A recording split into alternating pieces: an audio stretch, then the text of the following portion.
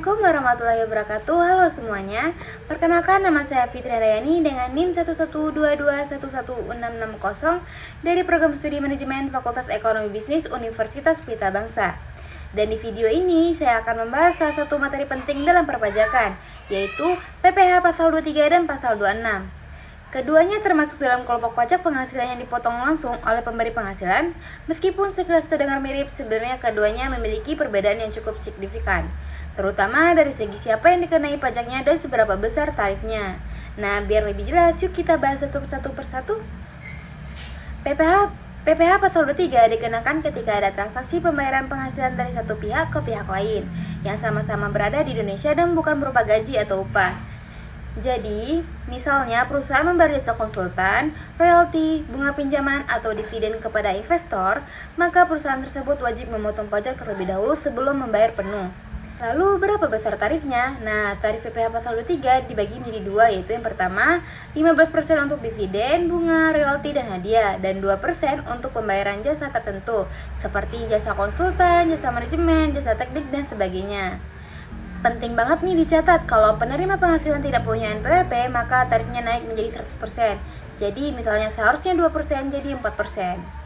PPh pasal 23 ini harus dipotong saat penghasilan dibayarkan, lalu disetorkan ke negara dan dilaporkan melalui SPT masa PPh 23. Sekarang kita lanjut ke PPh pasal 26. PPh ini berlaku khusus untuk wajib pajak luar negeri yang menerima penghasilan dari Indonesia. Contohnya seperti kalau perusahaan di Indonesia menyewa jasa dari freelancer di luar negeri atau membayar royalti kepada pemegang lisensi di luar negeri, maka penghasilan tersebut dikenai PPh pasal 26. Tarif umumnya adalah 20% dari jumlah bruto, yaitu jumlah penghasilan sebelum dikurangi biaya apapun. Tapi kalau negara si penerima penghasilan memiliki perjanjian penghindaran pajak berganda atau tax treaty dengan Indonesia, maka tarifnya bisa lebih rendah tergantung kesepakatan antar negara. Dan perbedaan PPh pasal 23 dan 26 yaitu kalau PPh 23 berlaku untuk wajib pajak dalam negeri dan PPh 26 berlaku untuk wajib pajak luar negeri. Dan tarifnya PPh 23 umumnya 2% atau 15% dan PPh 26 tarif umumnya 20% atau sesuai tax treaty. Bagi pemotong pajak ada beberapa kewajiban yang tidak boleh dilupakan, yaitu yang pertama, memotong pajak sebelum membayar penghasilan, dan kedua, menyetor pajak ke kas negara paling lambat tanggal 10 bulan berikutnya, dan ketiga, melaporkan DJP.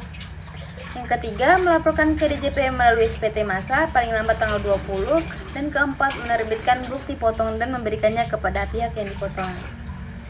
Nah, dari penjelasan tadi bisa kita simpulkan bahwa PPh pasal 23 dan 26 adalah alat negara untuk menarik pajak langsung dari sumber penghasilan. Lalu keduanya sangat penting dalam kegiatan bisnis dan lintas negara, dan kesalahan dalam pemotongan dan pelaporan bisa menimbulkan denda dan sanksi.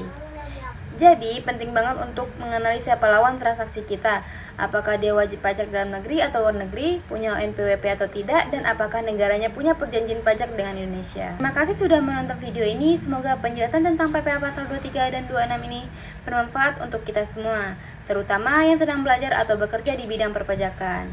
Sekian dari saya, terima kasih. Wassalamualaikum warahmatullahi wabarakatuh.